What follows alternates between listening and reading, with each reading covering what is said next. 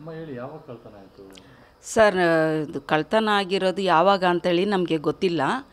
ನಾವು ಜನವರಿ ತಿಂಗಳಲ್ಲಿ 7ನೇ ತಾರೀಕು ನಮ್ಮದು ಯಜಮಾನ್ರಿಗೆ ಏನೋ ಒಂದು ಸಮಸ್ಯೆ ಇತ್ತು ಅಂತೇಳ್ಬಿಟ್ಟು ಅದರಲ್ಲಿಂದ ಒಂದು ಒಡವೆ ತೆಕ್ಕೊಟ್ಟಿದ್ದಾರೆ. ಅಂದರೆ ನಮ್ಮ ಅತ್ತೆಯವರು ಸೀರಿಯಸ್ ಇದ್ದರು ಅಂತೇಳ್ಬಿಟ್ಟು 6ನೇ ತಾರೀಕು ಊರಿಗೆ ಹೋಗ್ಬಿಟ್ಟೆ. 7ನೇ ತಾರೀಕು ನನ್ನ ಮಗಳು ಅದರಲ್ಲಿಂದ ತೆಕ್ಕೊಟ್ಟಿದ್ದಾಳೆ.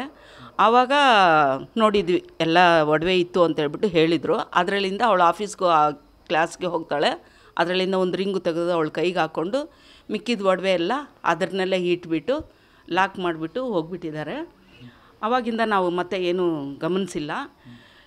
ನಮ್ಮದು ಈಸ್ಟರ್ ಹಬ್ಬ ಬರುತ್ತೆ ಏಪ್ರಿಲ್ ತಿಂಗಳು 20ನೇ ತಾರೀಕು. 19ನೇ ತಾರೀಕು ನೈಟು ನಾವೆಲ್ಲ ರೆಡಿ ಆಗಿಬಿಟ್ಟು, ಅಮ್ಮ ನಾನು ಸೀರೆ ಉಡ್ತಾಯಿದ್ದೀನಿ ಇವತ್ತು, ನಾನು ಒಡವೆ ಹಾಕ್ಕೊತೀನಿ ಅಂತೇಳ್ಬಿಟ್ಟು ಹೇಳಿದ್ಲು. ಸರಿ ಹಾಕ್ಕೊಳ್ಳಮ್ಮ ಅಂತೇಳ್ಬಿಟ್ಟು ಹೇಳಿದೆ. ಆವಾಗ ಹೋಗಿ ಬೀರೋ ತೆಗೆದು ಬ್ಯಾಗ್ ತೆಗೆದು ನೋಡಿದ್ರೆ ಫುಲ್ಲು ಖಾಲಿ ಇದೆ ಸರ್. ನಮಗೆ ಫುಲ್ಲು ಶಾಕ್ ಆಗೋಯ್ತು. ಒಬ್ರಿಗೊಬ್ರು ನೋಡಿ ತುಂಬ ತಾಪ ಆಗೋಯ್ತು. ಆಮೇಲೆ ನಮ್ಮ ಯಜಮಾನ್ರಿಗೆ ಕೇಳಿದ್ವಿ, ನನಗೇನು ಗೊತ್ತು, ನೀವೇ ತಾನೇ ಮನೇಲಿರೋದು, ನನಗೆ ಗೊತ್ತಿಲ್ಲ ಅಂತೇಳ್ಬಿಟ್ಟು ಹೇಳಿದರು. ಅವತ್ತೆಲ್ಲ ಬುದ್ಧಿ ಸರ್. 102 gram sir. ಅದೇ ಇವಾಗಿನ ರೇಟ್ಗೆ ಬಂದುಬಿಟ್ಟು 11 ಲಕ್ಷ, 11.5, 12 ಆ ಥರ ಇರ್ಬೋದು ಸರ್. ಯಾಕಂದರೆ ಗೋಲ್ಡ್ ರೇಟು ಒಂದೊಂದು ದಿವಸ ಒಂದೊಂದು ರೇಟ್ ಇದೆ. ನಮಗೆ ಅಷ್ಟು ಇದಾಗಿ ಹೇಳೋಕ್ಕೆ ಕೊಟ್ಟಿದ್ದೀವಿ ಸರ್. ಕಂಪ್ಲೇಂಟ್ ಕೊಟ್ಟಿದ್ದೀವಿ. ನೆನ್ನೆನೇ ಆ ಕಂಪ್ಲೇಂಟ್ ಕಾಪಿ ನಮ್ಮ ಹತ್ರ ಬಂತು ಸರ್. ನಾವು ಬಂದುಬಿಟ್ಟು ಇಲ್ಲೇ ಇದ್ದೀವಿ. ನಾವು 10 ವರ್ಷದಿಂದ ಇಲ್ಲೇ ಇದ್ದೀವಿ ಸರ್.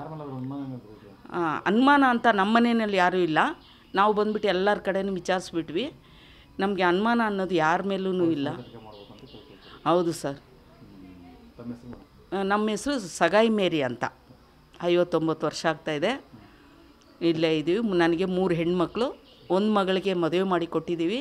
ಇನ್ನು 2 ಮಕ್ಕಳಿದ್ದಾರೆ. ಆ ಮಕ್ಕಳಿಗೆ ಒಬ್ಬಳಿಗೆ ಮಧ್ಯದವಳಿಗೆ ಮದುವೆ ಮಾಡಬೇಕು ಅಂತಲೇ ಈ ಒಡವೆ ಎಲ್ಲ ನಾವು ಸೇರಿಸಿಟ್ಟು, ಈಗ ಈಸ್ಟರ್ ಹಬ್ಬ ಆದಮೇಲೆ ಮದುವೆ ಈ ಆಷಾಢ ಮುಗಿದ್ಮೇಲೆ ಮದುವೆ ಮಾಡಬೇಕು ಅಂತೇಳಿ ಅಂದ್ಕೊಂಡಿದ್ವಿ. ಅದು ಈ ಥರ ಆಗೋಯ್ತು ಸರ್.